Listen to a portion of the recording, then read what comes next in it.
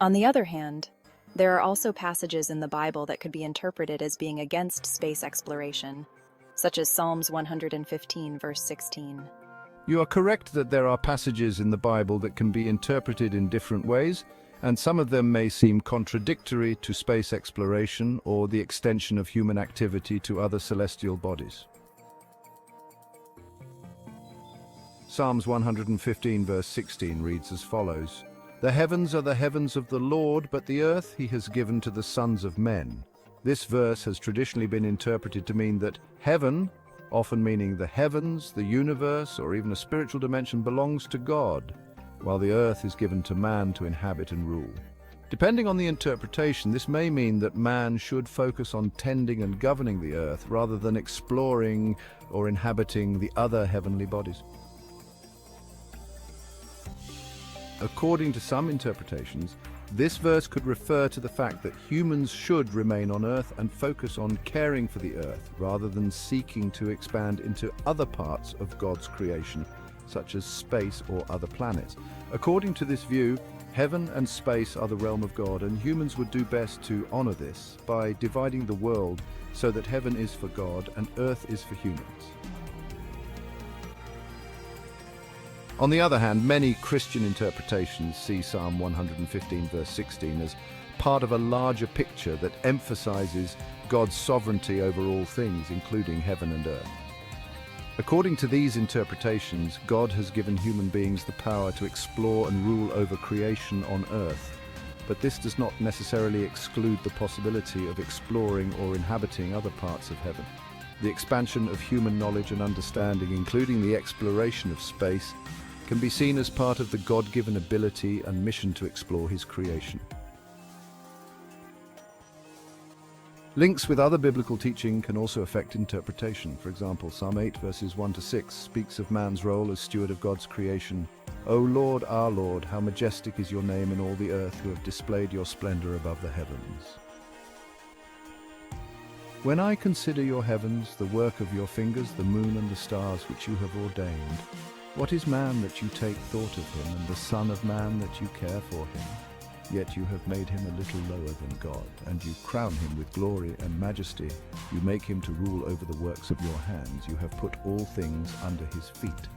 Psalm 8:1-6. This passage could support the idea that humanity's mission is not limited to the earth, but can extend to the study and governance of all of God's creation, including the heavenly bodies. The Bible offers different passages that can be interpreted in different ways depending on the perspective and context. Psalm 115 verse 16 can be interpreted as placing restrictions on human activity in relation to the heavenly bodies, but this is not necessarily the only possible interpretation.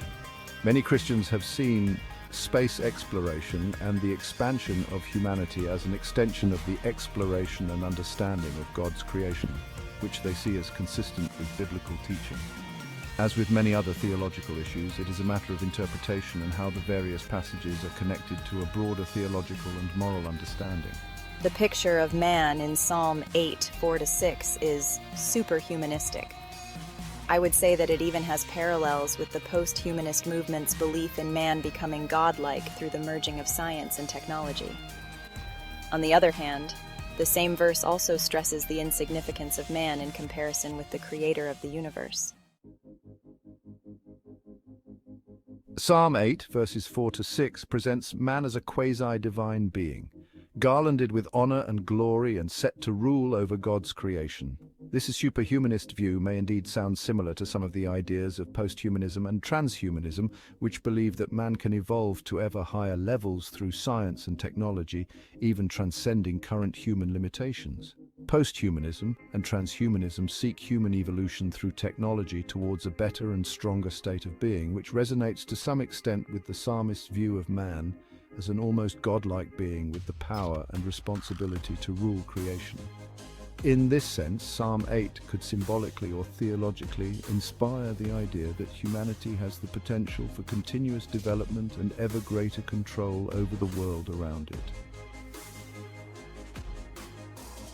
The same psalm, however, emphasizes the insignificance of man in relation to the creator of the universe.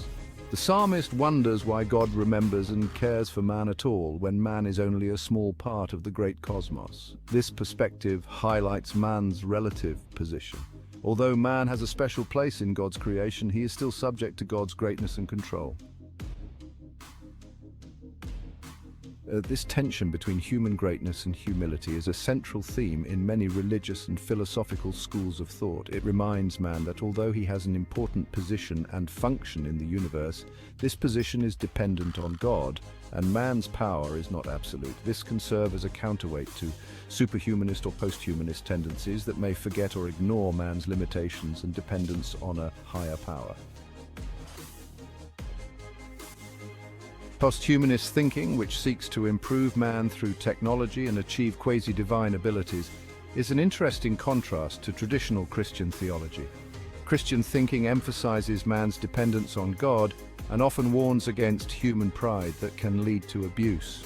On the other hand, Christianity also recognizes the great potential of man as a being created in the image of God, and technological advances can be seen as part of this potential if they are undertaken in a spirit of humility and responsibility. Summary: Psalm 8 verses 4 to 6 contains a strong dichotomy, emphasizing man's almost divine status, while at the same time reminding us of his insignificance in the presence of God. This tension also provides an important ethical perspective for the current debate on technological and human developments, such as post-humanism. It reminds us that while we may aspire to great achievements, we must always bear in mind our own limitations and our responsibilities as stewards of God's creation.